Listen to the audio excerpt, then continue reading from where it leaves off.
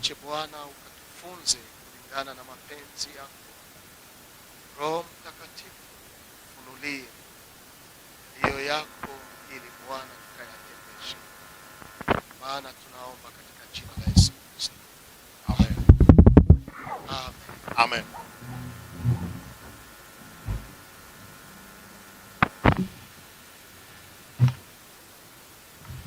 Tunakukaribisha kwenye ibada hii ya asubuhi ya leo. Nous accueillons à ce culte ce matin. Wiki moja tumekuwa na mafundisho kuhusu habari ya upasaji wa habari njema. C'est dans une semaine que nous avons eu l'enseignement sur le thème d'évangélisation. Jana kwa moja pamoja na wazee wa kanisa Hier, à l'unisson avec les anciens de l'Église, tuweza kukubaliana ili somo hii tufanye kurudilia kwa kusaidia wale ambao hawakupata nafasi. nous nous sommes accordés que nous devons faire un rappel de cet enseignement pour les gens qui n'ont pas eu le temps. Kwa hivi kichwa ya somo yetu nasema upasaji wa habari njema. Ici, notre thème est intitulé l'annonce de la bonne nouvelle. Na upasaji wa habari njema ni jambo kubwa katika mawazo ya Mungu. L'annonce de la bonne nouvelle, c'est une grande chose dans la pensée de Dieu. Na yale ambayo yalileta Yesu Kristo kwa ulimwengu Ce qui a amené Jésus-Christ sur cette terre, ilikuwa kutoa habari njema. c'était pour annoncer la bonne nouvelle aux gens. Na hii tunayaona wazi katika Luka sura 9 mstari wa 15. Et ceci, nous le voyons clairement dans Luc chapitre 9, verset 56. Neno la Mungu linasema, La parole de Dieu nous dit ce qui suit. kwa maana mwana wa watu hakuja kuharibu roho za watu, Car le Fils de l'homme n'est pas venu pour perdre les âmes des hommes, lakini kuziokoa. mais pour les sauver. Wakakwenda zao hata kijiji kingine. Et ils allèrent dans une autre bourg. Hii ni nafasi ambayo tumeona misio kubwa ya Yesu Kristo kuja kwa ulimwengu. À partir de ces versets, nous voyons la grande mission de venir de Jésus sur la terre. Ni kuja kuokoa ulimwengu. C'est venir sauver le monde. Na zaidi ya hii unapasha kujua hakuja kwa dunia juu aweze kupoteza ama kuangamiza. En plus de cela, vous devez découvrir que Jésus n'est pas venu non pour perdre les hommes, Kwa mais sababu tulikuwa wote tumepotea. parce que tous nous étions perdus. Kwa hivyo Kristo kuja kwa dunia kutuokoa. Et si Christ en venant sur la terre, c'est pour nous sauver. Na Yesu kwa kutaka kuamsha nia za watu. Jésus, pour vouloir réveiller les pensées des gens, Ndio naona katika Mathayo 16:26 c'est alors que nous voyons en Matthieu chapitre 16, verset 26, neno la Mungu linasema, la parole de Dieu nous dit ce kwani ni faida gani kama mtu akipata dunia nzima et que servira-t-il à un homme de gagner tout le monde na kupata hasara ya uzima wake? et qu'il perdait son âme? Au mtu atatoa nini badala ya uzima wake? Ou que donnera un homme en échange de son âme? Hii ni shairi ambayo Yesu alitaka kuamsha nia zetu Sans sont des versets où Jésus voulait réveiller nos consciences, ili tuweze kufahamu ya kwamba pour que nous puissions comprendre que nafsi yetu Notre ina âme udamani machoni mwa Mungu est précieuse en face de l'Éternel, kuliko vitu vingine vyote ambavyo vinakuwa katika dunia. plus que toutes choses que nous pouvons avoir dans ce monde. Wanaweza kupatia chochote kwa dunia. On peut vous donner toutes choses dans ce monde. Unaweza kupata chochote kwa dunia, Vous pouvez trouver toutes choses dans ce monde. lakini nafsi yako Mais ton âme, ni ya udamani sana elle est précieuse, kushinda kila kitu ambayo unaweza kuona. plus que toutes choses que vous pouvez voir. Na Mungu anajali nafsi yako. Et Dieu s'inquiète, s'occupe de ton âme. Ndio maana natoa ulizo hii, C'est pourquoi il donne cette question. kwani kuna faida gani kama mtu akipata dunia nzima Et que servira-t-il à un homme de gagner tout le monde na kupoteza hasara ya uzima? et s'il perdait son âme? Au mtu atatoa nini badala ya uzima wake? Ou que donnera un homme en échange de son âme? Hakuna kitu naweza kuipresente mbele ya Mungu ionekane ya udamani kama wewe binafsi. Il n'y a pas une chose que vous pouvez présenter en face de l'Éternel et que cela soit visible comme très précieuse. Sadaka tunaweza kutoa, L'offrande, nous pouvons les donner. dhahabu tunaweza kuileta, L'or, nous pouvons amener. alimasi tunaweza kuileta, Nous pouvons donner les diamants. lakini haina faida sawa nafsi. Mais cela n'a pas de la valeur comme ton âme. Nafsi yako ina udamani machoni. Ton âme est très précieuse en face de l'Éternel. Kwa hivi sisi kama wapasaji wa habari njema Nous, en tant qu'évangélistes, tunaweza kujua ya kwamba nous allons comprendre que nafsi ya mwanadamu ina bei kali. l'âme de l'homme a un grand prix.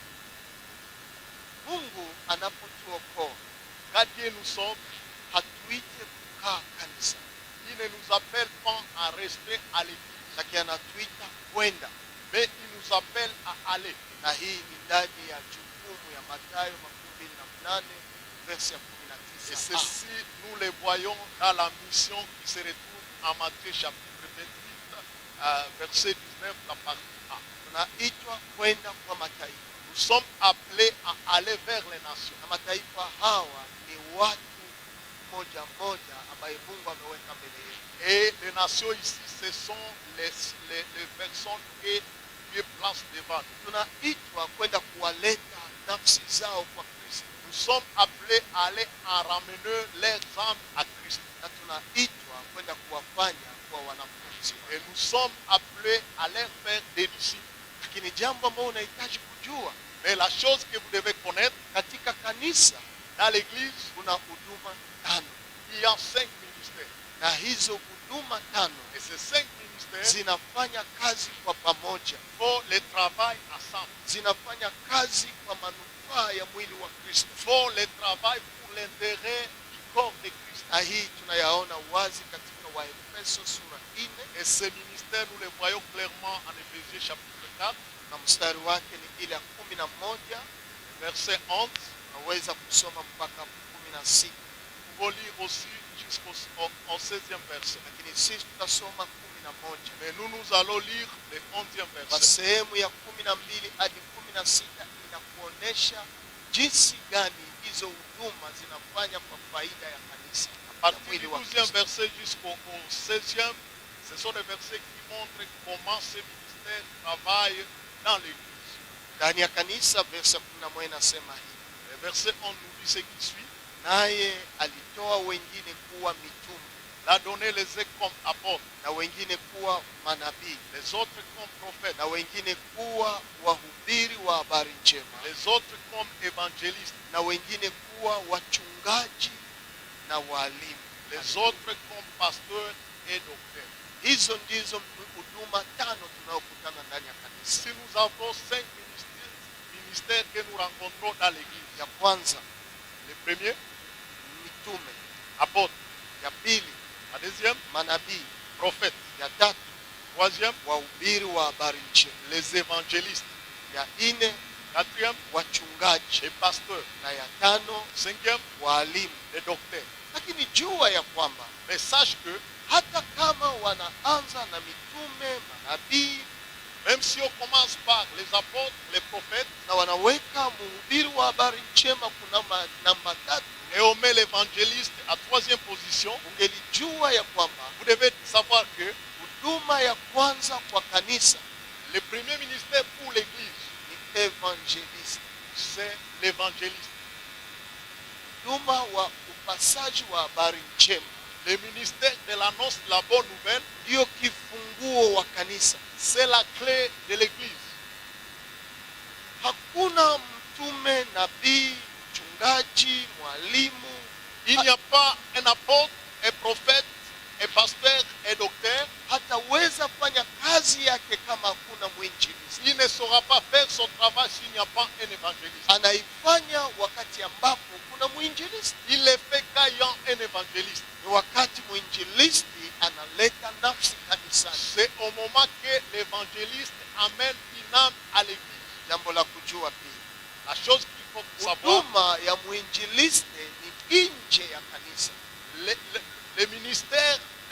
évangélistes, c'est en dehors de l'église. lakini huduma ya hao wengine ni ndani ya kanisa. Mais les ministères, le reste de ces ministères, c'est dans l'église. Mwinjilisti anaenda nje kutafuta nafsi, L'évangéliste va en dehors de l'église pour rechercher na les âmes anamleta kanisani. et il les amène à l'église. Ndio maana ukiangalia jinsi Paul anapozungumza juu ya picha ya kanisa C'est pourquoi quand vous voyez l'image dont Paul parle de l'église, ndani ya Matendo ya Mitume sura 14 en Actes des Apôtres chapitre 14, na verse yake ni ile 21 hadi 22. verset 21 jusqu'au 22e. Biblia inasema hivi, La Bible dit ce qui suit. Matendo ya Mitume 14 verse 21 hadi 23. Actes des Apôtres chapitre 14, verset 21 jusqu'au 23e.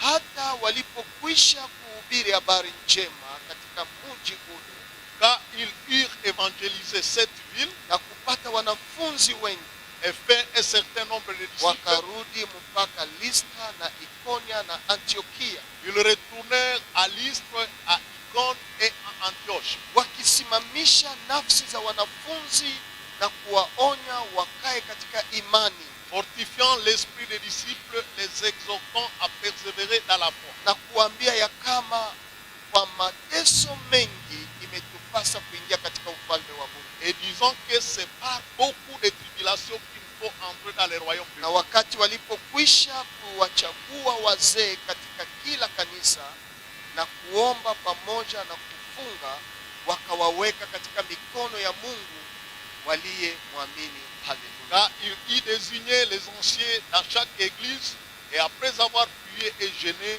ils les recommandèrent au Seigneur à qui il les avait pris. Wapendwa, hii ndiyo picha yale ambayo tunaona ndani ya utumishi. Bien-aimés, c'est l'image que nous voyons dans les ministères. Ya kwanza, La première chose, Biblia inasema Paulo walienda huko Derbe la Bible dit que Paul est allé à Derbe na walikuwa na Barnaba. et il était accompagné de Barnabas. Ile ni verse 20. Ça, c'est au verset 20. Lakini huko kitu ambao walianza nayo, Mais là, la chose avec laquelle ils ont commencé, walipasha watu neno la Mungu.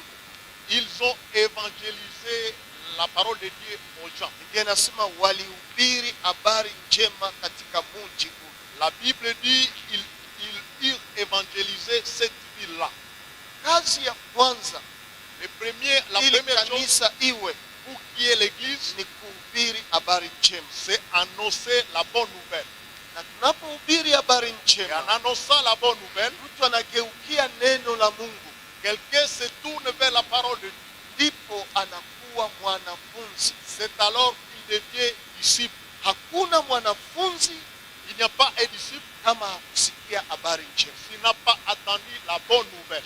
Hakuna mwanafunzi Il n'y a pas un disciple kama hakupokea habari njema. s'il n'a pas reçu la bonne nouvelle. Shida ambayo tunao, Le problème que nous avons, wengi wetu plusieurs parmi nous, wamejiingiza katika kundi ya wanafunzi ils se sont infiltrés dans les groupes de disciples kabla ya kusikia neno la habari. avant l'écoute de la bonne nouvelle. Kanisa hii ya Derbe Dans cette église de Derbe, walianza kufanya evangelization, ils ont commencé à faire l'évangélisation. na ndipo wakapata wanafunzi. C'est alors qu'ils ont trouvé des disciples. Kwa neno ingine tunaweza kusema En d'autres termes, il faut dire ce qui suit. kanisa kama Jumapili hii, L'église, comme nous le voyons le dimanche, ni nyote tunaweza wahesabia kuwa wanafunzi wa Kristo. tous nous pouvons compter au nombre de disciples de Christ. Tunaweza kuamini ya kwamba Nous pouvons croire que umeshasikia habari njema. vous avez déjà entendu la bonne nouvelle. Katika kusikia habari njema hii, Et en écoutant cette bonne nouvelle, umeshatoa maisha yenu kwa Yesu. vous avez donné votre vie en Jésus. Hapo mko wanafunzi wazuri. Là, vous êtes des bons disciples. Lakini kama unaonekana ndani ya kundi ya Jumapili, Mais si vous vous retrouvez dans cette assemblée de dimanche, ndani ya kundi ya wana wa Mungu, dans le groupe des enfants de Dieu, na uyapokea Yesu Kristo kama Bwana na Mwokozi wa quand vous maisha n'avez yako, pas encore reçu Jésus-Christ comme votre Sauveur et Seigneur, ni makosa makubwa. c'est une faute grave. Kwa nini? Pourquoi? Kwa sababu ndani ya kanisa Parce que dans l'église, hawa wanafunzi wanakaa, ces disciples se mettent. wanafundishiwa mahubiri ingine tofauti ya yale ya kupokea Yesu Kristo kama Bwana na Mwokozi. On les communique d'autres enseignements à part celui de recevoir Jésus-Christ comme sauveur et Seigneur. Mafundisho gani wanafunzi wanapokea? Quel est l'enseignement approprié pour les disciples? Verse 22 nasema wakisimamisha nafsi za wanafunzi na kuwaonya wakae katika imani, Fortifiant l'esprit des disciples, les exhortant à persévérer dans la foi. watu ambao wako ndani ya kanisa, Les gens qui sont à l'église, wale ambao wameshaamini Yesu Kristo kupitia evangelisation. ceux-là qui ont cru en Jésus-Christ à partir de l'évangélisation, Usisahau, n'oubliez pas, wamekuwa wanafunzi, sont devenus des disciples. wanafunzwa namna ya kukaa katika imani. Ils sont disciplinés de la manière de demeurer dans la foi. Namna gani wewe ambao umeokoka unaweza tembea na Yesu? Comment vous qui avez été sauvés, vous pouvez marcher avec Namna Jésus? gani maisha ya Kikristo unaweza kuitembea ndani yake? Comment vous pouvez marcher dans la vie chrétienne? Wanajenga imani yako. On fortifie votre foi. Ile tatizo ni kwamba Mais les difficultés est que wengi wetu plusieurs parmi nous waliingia katika kanisa, sont entrés dans l'église, hawakufundishwa wokovu ni nini ndani ya qui maisha n'ont yao, pas été enseignés qu'est-ce que le salut dans leur vie. na tukawapeleka elimwa katika mafundisho ya kutembea ndani ya imani. Et nous les avons amenés directement dans l'enseignement de marcher dans la foi. Kwanza wazungumzia juu ya mbingu tatu, Nous avons commencé à les renseigner sur les trois cieux. kwanza wazungumzia juu ya milango saba Nous ya avons, Yerusalemu, nous avons commencé à les renseigner sur les 7 portes de kwanza Jérusalem. wazungumzia juu ya vita Armagedonia. Nous avons commencé à les renseigner sur la guerre d'Armageddon. Ah, Non, haiwezi kuwabadilisha ili waokoke, cela ne peut pas les changer pour qu'ils soient sauvés. haiwezi. Non, Maana wokovu inakuya kwa habari njema, parce que le salut vient de l'annonce de la bonne nouvelle. na ndio maana mwingine alisema hivi, C'est pourquoi quelqu'un a dit, hata unawishe nguruwe, même si vous lavez les cochons, hata uipambe, même si vous pouvez orner ces cochons, ndani mwake ni nguruwe tu. dans sa nature, il a la nature des cochons. Ikiona tu matope Quand ces cochons-là voient la boue, itakimbilia matope, elle va aller directement là où il y a la boue. matendo yake yataonekana ya ndani. Ses œuvres seront manifestes. Maana ni Mungu ndiye anabadilisha moyo wetu wa ndani Parce que c'est Dieu qui transforme notre cœur ndani ya intérieur habari njema. avec la bonne nouvelle. Haleluya! Amen. Na ndio maana tunaweza jiuliza, Wakristo wako wapi? C'est pourquoi nous pouvons nous poser la question de savoir où sont les vrais Kwa sababu chrétiens. matendo ya Wakristo haifanani wale waliookoka. Parce que les œuvres des chrétiens ne ressemblent pas à ceux-là qui ont cru. Waliingia ndani ya kundi ya wanafunzi. Ils se sont infiltrés dans les groupes de disciples.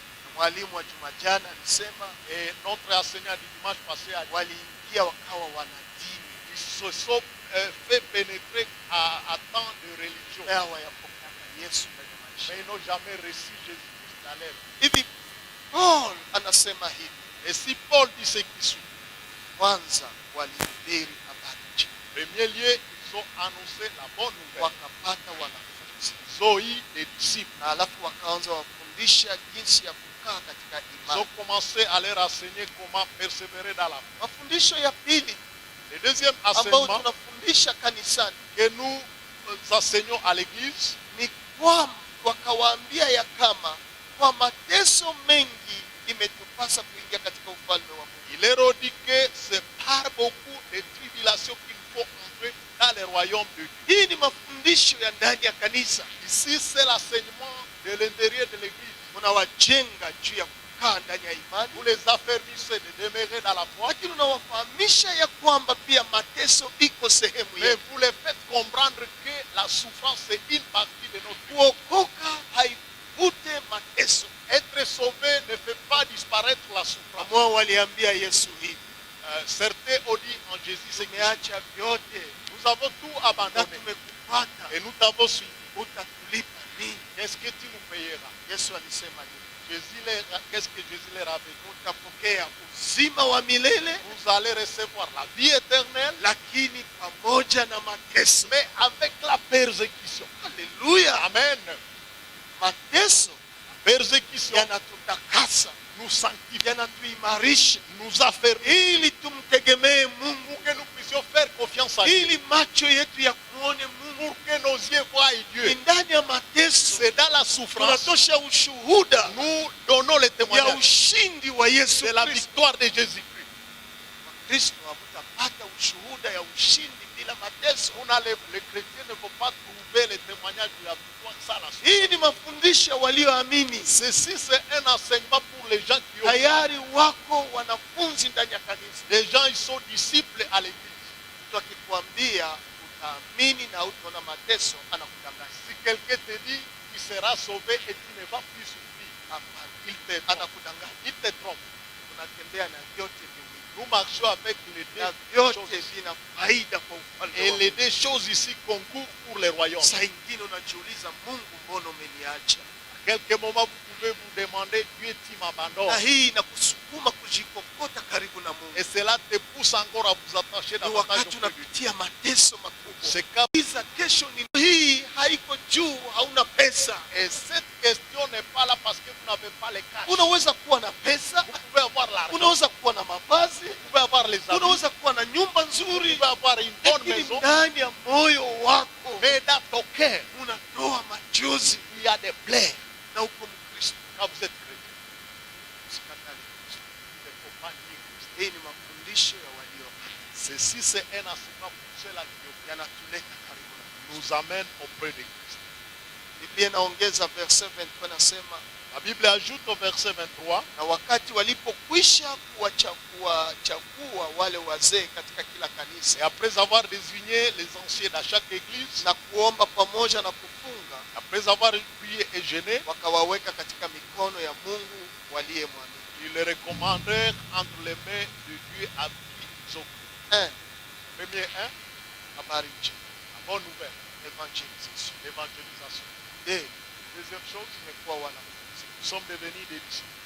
ndani ya kanisa. Nous sommes maintenant dans l'église. Tunaikala watufundishe. Nous demeurons pour qu'on nous enseigne. Sasa ndani ya hiyo kundi ya wanafunzi Et dans ce groupe de disciples, wanatosha ndani sasa waongozi, on soutire là-dedans, wanachagua sasa wazee wa on fait l'élection des anciens de l'église. na neno wazee Et quand on parle des ni anciens, wale ambao wanaongoza kwa neno la Mungu ndani ya kanisa. ce sont les gens qui dirigent par la parole de Dieu. Maana wana huduma ya kufunza sasa watu. Parce qu'ils ont le ministère d'enseigner les Na gens. kule tunakutana wa mitume, Et là, nous retrouvons les apôtres, tunakutana manabii, nous retrouvons les prophètes, tunakutana walimu, nous retrouvons les enseignants, tunakutana wachungaji. nous retrouvons les pasteurs. Hizo huduma zinaanza fanya Et kazi, ces ministères commencent maintenant à œuvrer. na ndio maana Paulo anasema C'est pourquoi Paul dit muwape wazee heshima, il faut honorer les kwa anciens. sababu ni wao wanawafundisha maneno ya Parce imani. que ce sont eux qui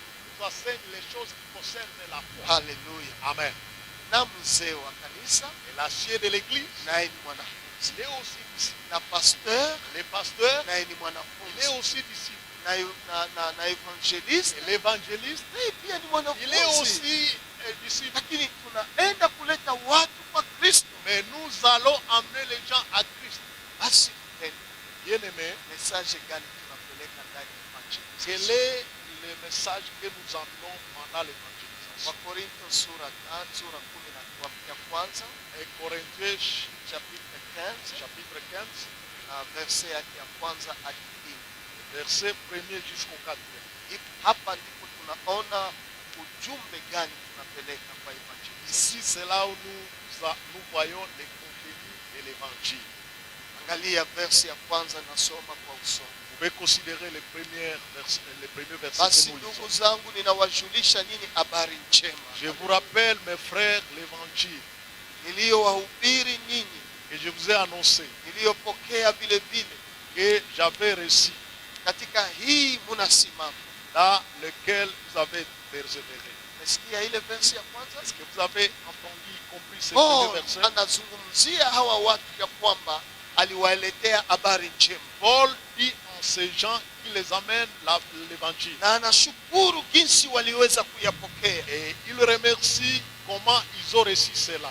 Na Paul anasema ya kwamba na yeye vile vile aliyapokea. Et Paul dit lui-même il a reçu cela. Verse ya pili nasema Le verset na 10 kwa dit, hii mnaokolewa kama ikiwa mnashika sana maneno niliyowahubiri. et par lesquels vous êtes sauvés si vous les retenez dans des termes où je vous l'ai annoncé. Kama isipokuwa mliamini bure. Autrement, vous auriez cru en vain. Inaweza wezekana C'est possible que mtu anakuhubiri habari njema quelqu'un vous annonce la bonne nouvelle na unaikatala et vous niez cela na unapotea. et vous vous perdez. Lakini Paul anasema kama mliipokea nanyi mmeokolewa kwayo. Paul dit, si vous avez retenu cet évangile au propre terme, vous aussi, vous l'avez reçu. Sikia verse 3. Écoutez le troisième verset. Kwa sababu kwanza niliwapasha nini habari njema ya maneno niliyoyapokea vile vile. Je vous ai annoncé avant tout comme je l'avais aussi reçu. Paulo naye alifundishiwa akasiku moja. Paul, un jour, il était enseigné. Alihubiriwa habari njema. Il a attendu la bonne nouvelle Akaipokea. et il a reçu cela. Na hiyo ndio naye anafundisha. Et c'est cet évangile que lui-même annonce. Hauwezi kuhubiri watu na wewe mwenyewe hauyahubiriwa. Vous ne pouvez pas annoncer l'évangile aux gens avant que vous soyez enseignés.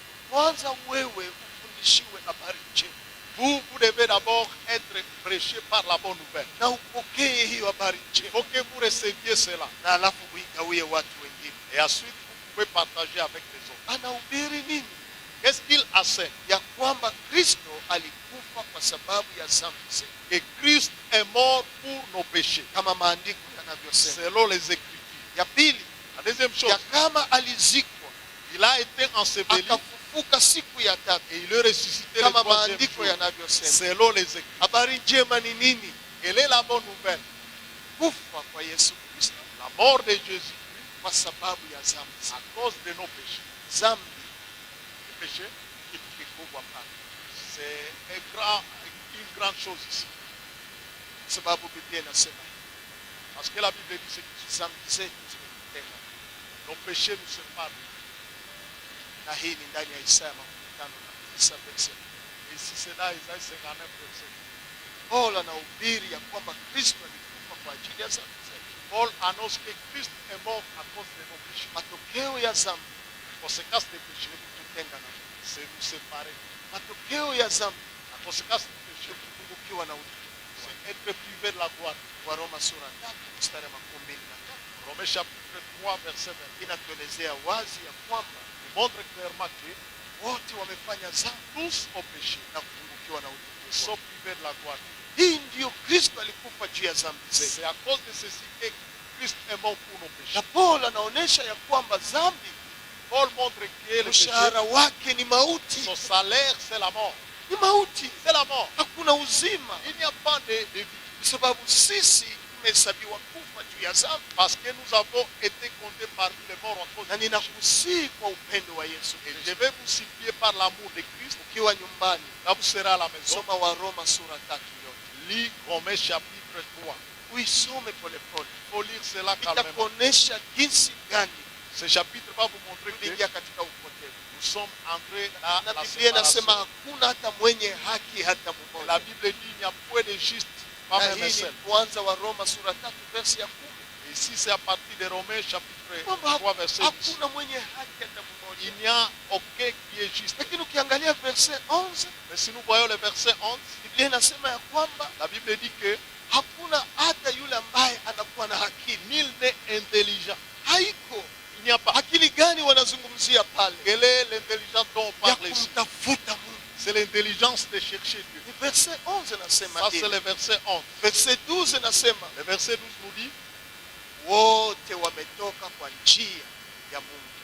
il n'y a aucun qui pense le Dieu, et tous ont quitté la voie de Dieu. Hakuna mtu ambaye anafanya mema Il Il n'y a personne qui peut Maisha l'aider. yetu yote ni mabaya na mabaya, Notre vie, c'est les na biretés et les tumetoka biretés. kwa njia ya Mungu. Et nous nous détournons de la voie de Na Dieu. ukiendelea usome tu polepole utaona vipengele Et mbalimbali, si vous lisez migneusement, vous allez voir plusieurs lakini versets. verset 17 Mais le verset 17, inasema hatujue hata njia ya salama, ils ne connaissent pas les chemins de la paix. njia ambayo inaweza kupatia amani na Mungu. Les chemins qui peuvent vous donner la paix avec vous. Na verset 18 inasema Et le verset 18 nous dit, hakuna hata woga wa Mungu mbele ya macho yetu. il n'y a pas la crainte de Dieu Yote même ambayo à face de nos tunafanya yeux. ni maovu na maovu. Tout ce que nous faisons, c'est Hata impie et impie. kuogopa Mungu tunashindwa. Même craindre l'éternel, nous échouons. Acha tuweze kuelewesha pale, Est-ce que nous puissions faire comprendre hakuna hata woga mbele ya macho ya Mungu. qu'il n'y a pas la crainte de Dieu, pense à ceci. Unafanya mabaya na unakubali kufanya na uogope hata Mungu, Vous faites le mal et vous acceptez de faire le mal sans avoir la crainte. na unasema hii ndio nafasi, na unakaa pale. Et vous dites, c'est ici l'endroit où il faut rester, demeurer là. Maneno mengine hausikie hata haya muumbaji wako, Et à d'autres mots, vous n'avez pas la crainte même de votre na Créateur. unaona hii ndio maisha. Et vous voyez que c'est cela qui est normal. Ni kweli tulipotea kwa njia moja. C'est vrai que nous sommes particuliers. Nous sommes Na Kristo alikufa juu. et Christ est mort à cause de ça. Ndio maana Isaya 55 C'est pourquoi Ésaïe chapitre 53 inaonyesha wazi detali montre clairement les détails. nini Kristo alifanya juu yetu. Qu'est-ce que Christ a fait Kwa kupigwa kwake tulipata faida gani? à cause de ses mesures. Qu'est-ce que nous Kwa avons reçu? kifo chake tulipata faida Par gani? sa mort, qu'est-ce que nous avons reçu comme avantage? Na Biblia inasema kukuwa mtu ambaye mtu anaweza kuona, Et la Bible dit qu'on ne pouvait pas même regarder kwa sababu alibeba dhambi. parce qu'il a porté nos iniquités. Hii aliibeba juu ya nini? Pourquoi il a porté ça? Ili aweze kutupatanisha na Mungu wetu, Il puisse nous réconcilier avec sisi ambayo tulikuwa tumehesabiwa wenye dhambi, nous qui étions comptés parmi les sisi pécheurs, ambayo tulipungukiwa na utukufu wa qui Mungu, étions privés de la gloire, sisi ambayo tulikuwa na haya kwa kufanya dhambi mbele ya macho ya pour nous Mungu qui wetu, n'avions pas même la honte de pratiquer les péchés à face de sisi nos ambayo Dieu. tulipungukiwa na salama ndani ya Nous Mungu. qui étions privés de la paix dans nos cœurs. Paul anasema ya kwamba Paul dit qu'il alikufa kwa sababu. est mort à cause de ça. Na neno la Mungu linaonyesha wazi La parole de Dieu montre clairement, kwa ile verse ya 4 ya ile 1 Corinthiens 15, verset 4 de Corinthiens 15, na ya kama alizikwa et il a été enseveli akafufuka siku ya tatu. et il est ressuscité le troisième jour. Haleluya! Amen. Hii ni kwa sababu ameshinda kifo. Et si c'est parce qu'il a vaincu la mort, Ufufuko wa Yesu la Kristo résurrection de ni Christ, ushindi kwetu. c'est notre victoire. Hii ndio habari njema tunapeleka kwa mataifa. Ceci est la bonne nouvelle que nous apportons aux nations. Kuna watu wangali na hitaji habari njema, Il y a les gens qui ont besoin de cette bonne nouvelle. majamaa zetu, Dans nos familles, marafiki zetu, parmi nos amis, ndani ya kundi la Mungu ya wale ambao wanafunzi wamejiingiza katikati yetu, dans l'assemblée de Dieu, parmi ceux-là qui se sont écrits parmi les disciples. nao wanahitaji kujua habari Ils njema. ont besoin de connaître cette bonne nouvelle. Lakini jua utakutana aina tatu ya watu. Il faut savoir, quand vous annoncez la bonne nouvelle, vous allez trouver trois types de gens. Utakutana aina tatu ya watu, Vous allez rencontrer trois types de na gens. usivunjike moyo. Il ne faut pas vous décourager. Paul anajaribu kuidetaye vizuri ile aina tatu, Paul tente de détailler cela clairement. na hii nitakupatia comme devoir ya domicile ya pili. Et je vais vous donner un devoir, deuxième devoir à domicile. Ya kwanza ni Romains 3, Le premier devoir, c'est le chapitre 3 du livre de Romains. deuxième devoir ni Actes des Apôtres chapitre 17. Le deuxième devoir, c'est en Actes des Apôtres, chapitre 17. Verse ya kwanza mpaka verse 34. C'est du premier verset jusqu'au 34e verset. Maana na verse 34 na hii. Parce que l'acte ici comprend 34 versets. Hapa wanazungumza juu ya tipe tatu ya watu ambao utakutana nao. Si on montre trois types de gens que vous allez rencontrer quand vous annoncez l'évangile. Na hawa watu tatu wanawachukua kulingana na miji tatu. Donc ces personnes sont décrites à partir de trois villes. Unakuwa mji wa Thessaloniki, Il y a la ville de Thessalonique, Na hii tunaiona kwa verset 1 mpaka ile verset ya 6. Cette ville, nous la voyons du premier verset jusqu'au 6e. Na mji wa pili ni ile mji wa Beroya. La deuxième ville, c'est la ville de Bérée. Inaanza verset 10 mpaka ile verset ya 15. Ça commence au verset 10 jusqu'au 15e. Na mji wa tatu La troisième ville, ni mji ambao inaanza kwa verset 16 na kumaliza chapitre. c'est du 16e verset jusqu'à la fin du chapitre. Alafu wa evangeliste kwa kusaidia watu Les évangélistes, pour aider les gens, wanasema Thessalonika ni picha ya mtu wa kwanza. ils disent que la ville de Thessalonique représente l'image de la première personne. Paul anapofika huko Thessalonika Quand Paul arrive à Thessalonique pamoja na Sila avec Silas na Timotheo et avec Timothée, walianza kuhubiri Thessalonika. ils ont commencé à annoncer la bonne nouvelle à Thessalonique. Biblia inasema hivi La Bible dit ce qui suit. kwa verse ya pili.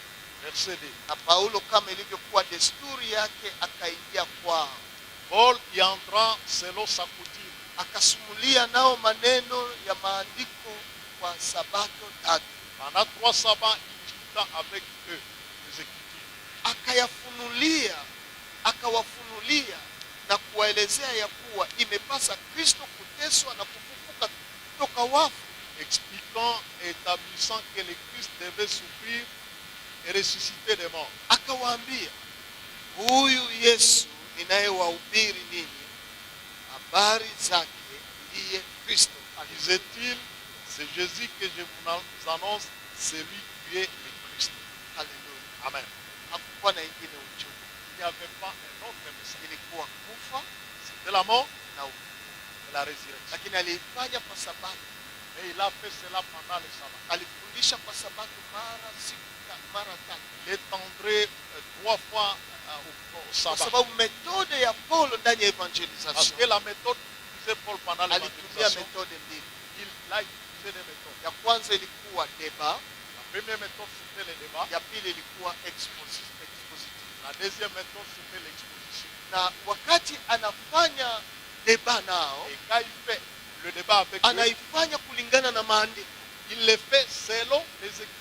Kuna watu ambao hawatakusikia kama ufanye nao majibishano ya mazungumzo, Il y a des gens qui ne vont pas vous écouter si vous n'êtes pas avec eux et na débat. ndio maana tunapanaka shauri kwa waevangeliste. C'est pourquoi nous donnons ce conseil aux évangélistes. Wakati unabeba habari njema, Quand vous emmenez la bonne nouvelle, unahitaji kuelewa vizuri mafundisho yako vous devez comprendre mieux ton message. na unahitaji kuidefendre vizuri, Et vous avez besoin de défendre cela. na unahitaji kujua kuipana, Et vous avez besoin de bien communiquer cela. kujua mafundisho ambayo unaenda kufundisha, Connaître le message que vous voulez annoncer, kuyaelewa vizuri comprendre cela na kuipana vizuri et donner cela na correctement, kuidefendre kama kuna ulizo. mais aussi défendre cela s'il arrive qu'il y a. Na Paul aliingia ndani ya sabato tatu, Et Paul est entré pendant 3 lakini sabbats. akufundisha mambo mengi sawa. Wakati anasema akawafunulia, Mais il n'a pas enseigné beaucoup de choses quand la Bible dit qu'il les révéla. kwa verset 3 Le verset 3. akawafunulia na kuwaelezea ya kuwa imepasa Kristo kuteswa na kufufuka toka wafu, Expliquant et établissant que le Christ devait souffrir et ressusciter des morts. na akaonyesha huyu ninayewahubiri Yesu ndiye Kristo. Et il a démontré que celui que je vous annonce, c'est lui le Christ. Biblia inasema hii, La Bible dit ce qui suit. verset 4, Verset 4. wengi waliamini, Beaucoup ont cru. na wanataya aina ya watu. Et on donne les types de gens qui ont cru. Kuna wanaume na wanawake Il y a des hommes et des na femmes. wanawake wa heshima Il y a des femmes de qualité. waliweza kuamini Yesu. Ils ont cru en Jésus. Pendwa, usiogope ile habari. Bien-aimés, ne craignez pas d'emmener la bonne nouvelle. Mungu ndiye atazalisha neno hili ndani ya Mungu. C'est Dieu qui fera naître cette parole dans les cœurs de gens. Lakini pia kuna wale ambao walikatala neno. Mais il faut savoir qu'il y a les gens qui ont refusé la parole de Verset Dieu. 5 inasema, Le verset dit, lakini Wayuda wakaona wivu, wakajitwalia watu wabaya toka katika watu wa ovyo pasipo heshima, wakakutanisha makutano, wakafanya makelele katikati ya mji mzima. mais les Juifs jaloux prirent avec eux quelques méchants hommes de la populace, provoquèrent des attroupements et répandirent l'agitation dans la ville. Na ukiona verse 6 itakuonesha jinsi mpaka walienda tafuta kupiganisha yule alikuwa anapandisha mwinjilisti. Et si vous voyez les versets 6, ils voulaient même attaquer celui qui logeait l'évangéliste. Kwa hivi katika habari njema, Et si dans l'annonce de la bonne nouvelle, ambia watu Kristo il faut dire aux gens qu'il y a Christ qui est mort ya dhambi zao à cause de leurs na péchés alikuwa mshindi katika ufufuko. et il a été victorieux par la résurrection. Watu wataamini Les gens vont croire. na wengine watakataa, Et certains vont nier wengine cela. watainuka juu yao. Les autres peuvent s'élever contre toi. Usiogope.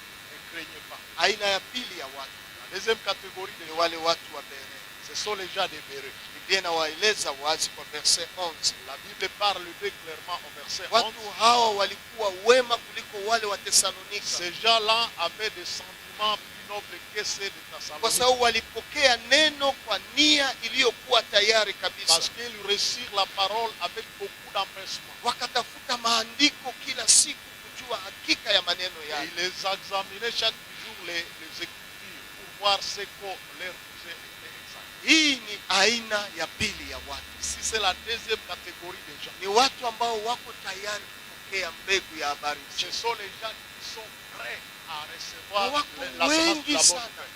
Ils sont plusieurs. Wako wengi, Ils sont plusieurs. roho yao ni udongo safi kwa habari njema. Leur cœur, c'est comme une terre fertile Leo pour la bonne nouvelle. wanangoja nani atawapelekea ile habari Mais njema. ils attendent qui va les amener cette bonne Mara nyingine tunafunga vinywa vyetu kushuhudia watu juu ya Yesu Kristo. Peut-être que nous fermons nos bouches pour annoncer les gens sur Jésus. Ijapo roho ya watu iko tayari kumpokea Yesu, Bien que le cœur de plusieurs sont disponibles pour recevoir Jésus. wako tayari.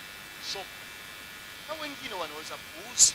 D'autres peuvent mépriser cela. Tunawaona katika kizazi chetu, Nous les voyons dans notre kuna génération. wenyewe wanakuwa na moyo tayari Il y a ceux-là qui ont le corps, na mais wengine lesquels hawana sont- moyo tayari. mais d'autres n'ont pas le cœur. Ukitamzungumzia juu ya Yesu Si Kristo, vous voulez lui parler de Jésus-Christ, anakwambia hii ni historia ya zamani, il peut vous dire c'est une vieille histoire. hasa ndani ya mji wetu wa Butembo. Et surtout dans notre pays, Imeingia mouvement mkubwa ambao wanaita Urani, il y a un grand mouvement religieux qui est en fait qu'on appelle Courant. ambao hayamini habari ya Yesu Kristo. Ce mouvement ne croit pas à l'évangile de Jésus. Inatuita turudie katika mila ya wababu Ce zetu, mouvement religieux veut nous amener aux pratiques ancestrales. lakini habari njema inasimama tu Mais la bonne nouvelle reste na debout. inaokoa watu. Et la bonne nouvelle sauve Kwa les hivyo gens. ambia yule ambaye iko pembeni yako, Et si vous pouvez dire à quelqu'un qui est à vos côtés, pengine roho yake peut-être son cœur iko tayari kupokea habari est prêt à recevoir la bonne nouvelle. na sikupokea,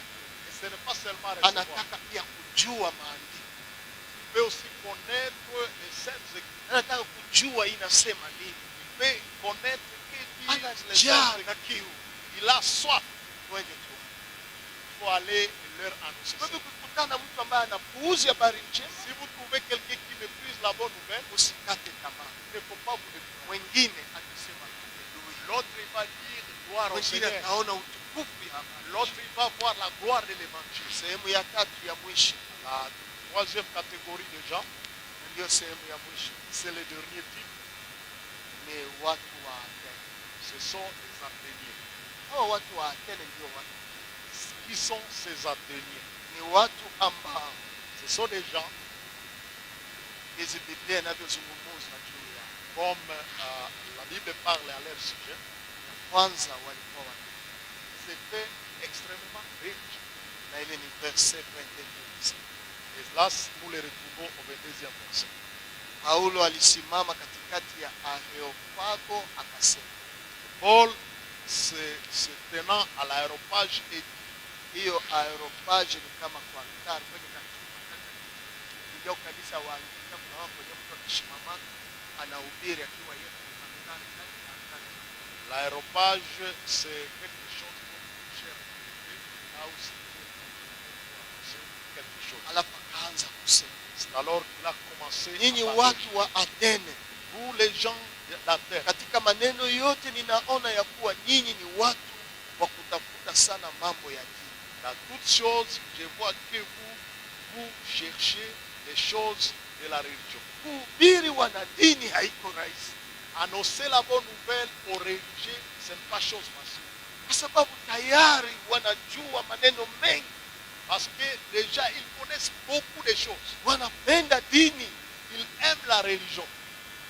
Kuwahubiri habari njema ya Yesu Kristo si rahisi, Leur annoncer la bonne nouvelle de Jésus-Christ n'est pas facile. na dini hii ilianza mpaka mji yote. Et cette religion a influencé, Religiosité. cette religiosité a influencé toute la vie. Ndio unaona kwa verse 16 C'est pourquoi au verset 16, Paulo anasema, nilipokuwa nikizunguka katika mji wenu Paul dit quand il circulait, quand il sillonnait la ville, niliona masanamu il a vu des idoles. na roho yake iliumia ndani yake, Et même son cœur était irrité à lui. juu ya kuona dini gizi imevaa nafasi. Pour voir comment la religion s'est implantée. Nani hawezi kuiona ndani ya mji wake, Qui ne peut pas découvrir cela dans notre vie? hasa kuimaja wadada zetu. Et surtout pour l'image de nos sœurs. Ukipita hapa Quand vous passez par là, mwasi Mkristo azaliwa, il y a moi si ukipita hapa Si vous passez par là, sense azaliwa, vous allez voir les sièges. ukipita hapa Et si vous passez de l'autre côté, Maria mama mngazi wa, il y a Marie, maman, l'échelle du ciel. Si vous ukipita passez par là, hapa Roho Mtakatifu, il y a le Saint-Esprit quelque part. ukipita hapa Si vous passez de l'autre côté, église de il réveil y a iko église de réveil. na flamme Il y kubwa. a beaucoup de plans. Hey, cité de réveil. Il y a aussi cité de refuge. Hizo ni vikwembe yenye liko na taya vyenye unaviona Ça, ce huku sont na des huku. marques de pagne que Na vous pengine pouvez voir. Paul na aliona vitu sawa vile. Peut-être Paul a vu des telles images. Sana tafuta wenye kuvaa hiyo vitu Et quand il voit la vie des gens qui portent ces choses, wafanane na habari njema. ces gens-là ne ressemblaient pas à la bonne nouvelle. Sasa Paulo sana ingia ndani ya kanisa, sasa ndani ya Et sinagogi, quand Paul entre maintenant dans la synagogue, anakutana tena ile vitu viko kule. il trouve les mêmes choses qui sont là aussi. Verse 23 inasema, Verset 23 nous dit ceci. kwa sababu nilipokuwa nikipita nilitazama vitu vya kuabudu kwenu, Car en parcourant votre ville et en considérant les objets de votre dévotion, niliona madhabahu yenye maandiko haya, j'ai même découvert un autel avec cette kwa inscription Mungu yule asiyejulikana. à un Dieu inconnu.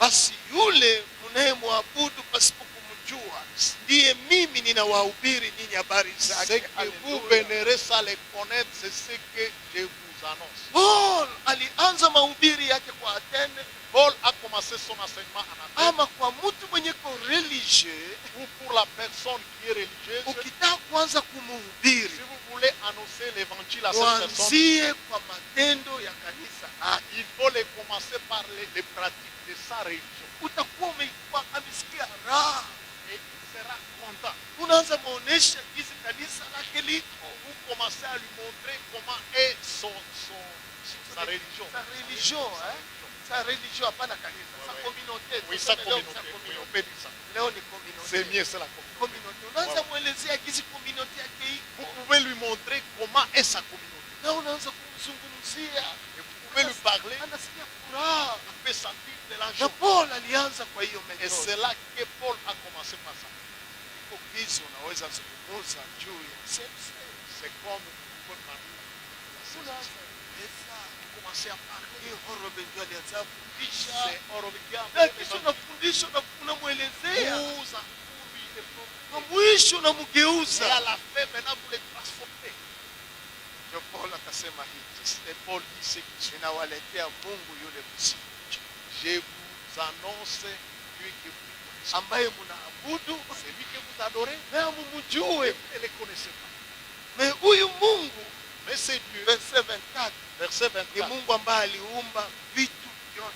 Lui qui a créé toutes choses. Aliumba ulimwengu na vitu vyote vinaokuwa ndani yake. Il a créé la terre et tout ce qui l'habite. Yeye ni Bwana wa mbinguni na dunia. C'est lui qui est le Seigneur du ciel et de la terre. Unamwelezea hiyo habari. Vous lui expliquez Paul ça. anaanza kuelezea hiyo. Paul commence à Muko annoncer na ça. abudu Mungu msiyemjua, Vous adorez et Dieu que lakini vous ne kuna connaissez Mungu ambaye aliumba pas.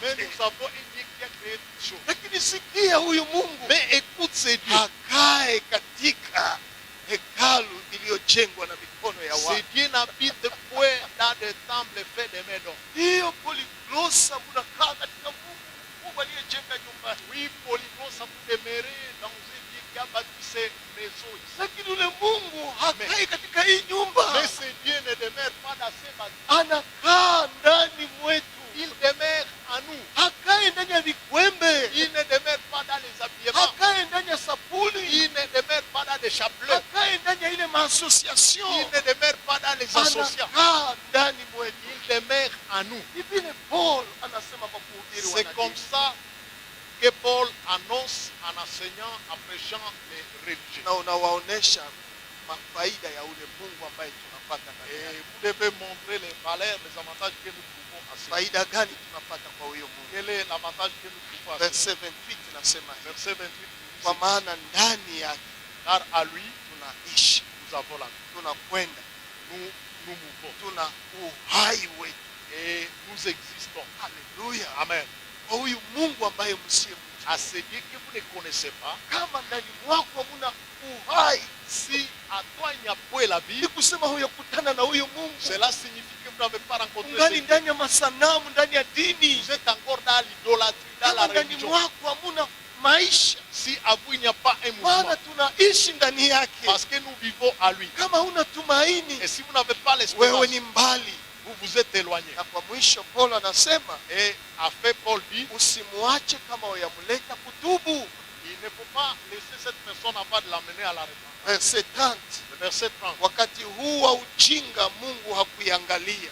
Dieu à tenir compte des temps que vous avez fait des Wakati tâtonnements, wa kukaa ndani ya dini, les temps où vous êtes demeuré dans la Mungu religion. hakukonsidere ile Dieu kitu. n'a pas considéré cela. Lakini sasa ameamuru watu wote pahali popote watubu. Mais il annonce maintenant à tous les hommes, à tous lieux qu'ils se répandent. Unampa okazio ya kutubu. Vous lui donnez l'occasion de se répandre. Kujua yale ambayo alifanya yote Pour savoir que ce qu'il a ndani ya fait vitude rituele ya dini dans l'habitude rituelle de la religion, haikumsaidia na kitu. cela ne l'a aidé à rien. Haikumpatia tumaini ya maisha. Cela ne l'a pas donné l'espoir dans la vie. Haikumpa uhai ndani ya uzima Cela wake. ne leur a pas donné la vie dans sa Haikumpatia vie. aweze kuishi. Il n'a pas donné les mouvements. Lakini Mungu hakukonsidere ile ujinga wake. Mais Dieu n'a pas considéré cette ignorance. Lakini leo Mais aujourd'hui, anatuita tuweze kutubu. il nous appelle à la Anatuita tuweze kutubu. il nous appelle à la Na Paulo anasema Paul dit, aliwaweza kuwafundisha juu ya ufufuo wake. et Paul leur a enseigné de la résurrection de Jésus. Na Paul anasema pia neno hili tunaweza kuambia wale watu. Paul dit aussi autre chose que nous pouvons Verset communiquer à ceux 31. Verset 31. Kwa maana ameweka siku atakayohukumu dunia kwa haki. Parce qu'il a fixé un jour où il jugera les Naweza hommes. kukaa ndani ya dini, Vous pouvez demeurer dans les rues. haitakusaidia. Cela ne vous aidera à rien.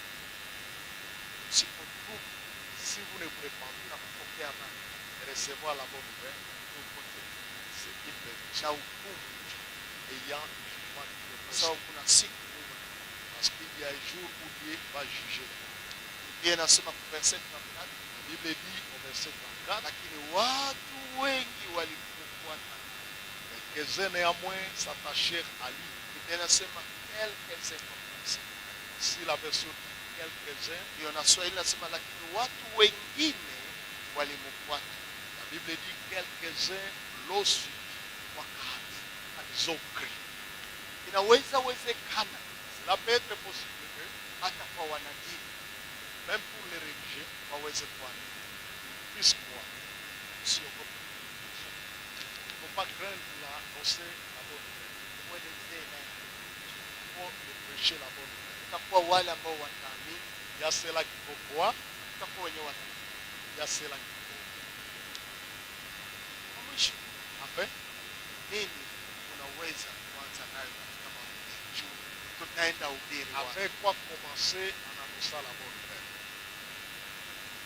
wakati tulipokea Renard Bonke kwa mji wa Butembo Quand nous avons reçu l'évangéliste Renard donc à ville de Butembo, 1990, en 1990, hakuhubiri maneno mengi. il n'a pas annoncé beaucoup de choses. Sisi wainjilisti hakuhubiri maneno mengi, Nous, les évangélistes, nous n'annonçons pas plusieurs. tunahubiri upendo wa Nous nous annonçons l'amour, upotevu wa Mungu la perdition de l'homme, na wokovu. le salut de l'homme. Bernard Bonk alikufundisha Zakayo. Bernard Bonk nous a prêché sur Zaché. Zakayo Zaché. ambaye sahi hata kwa école de dimanche wako nafundisha Et Zakayo. même à ce moment, on est en train d'annoncer cette histoire à l'école. Na niliona watu gizi tulienda pokea Yesu juu ya Zakayo. Et j'ai vu combien de fois beaucoup ont reçu Jésus à cause des Zachées. Na wewe unaweza kufundisha Zakayo kwa wakati Et wetu. vous aussi, vous pouvez annoncer l'histoire des Zachées à notre époque. Unaanza kuambia mtu hii. Vous pouvez commencer à parler à quelqu'un comme ça.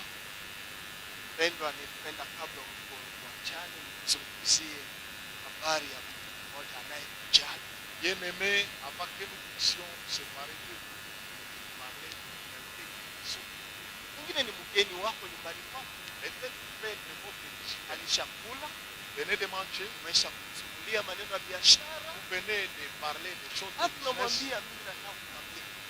et vous lui dites, je voudrais vous dire Hizi une chose. Paul alizungumzia venye aliona. Comme Paul a parlé des choses qu'il a vues, Kuna mtu anayekujali. il y a quelqu'un qui s'occupe de vous. Na sikujali tu anakupenda.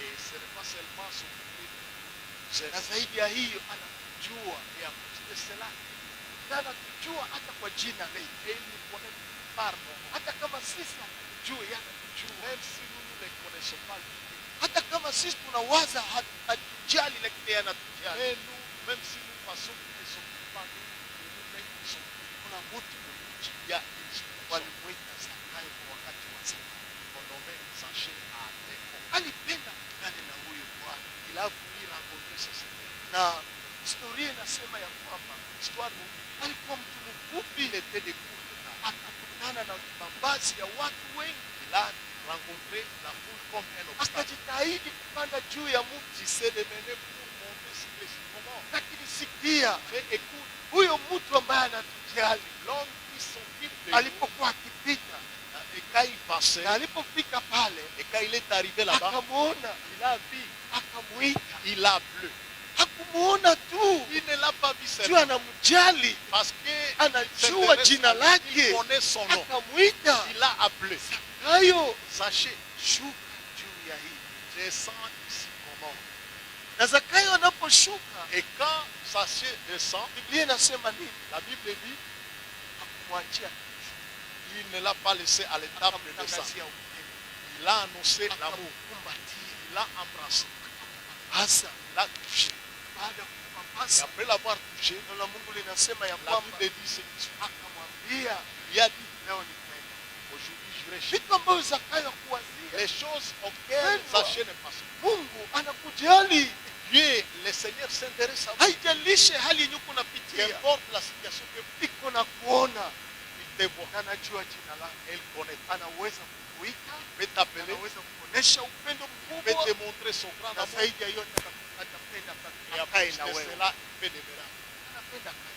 Il peut demeurer avec vous. Tunamzungumzia. Vous pouvez lui parler. Na hata naona hiyo upendo, Et quand il voit cet amour, ndipo Zakayo anasema ninarudisha.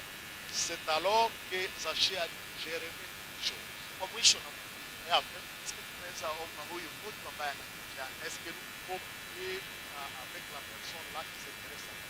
Na anaweza kuambia Et lui, il peut nous dire moi-même, hii j'accepte. ni juste langage ya Ça, c'est le langage humain. Mungu anaweza kupa ingine langage. Mais Dieu peut te donner un autre langage. Mungu anaweza kupa ingine inspiration.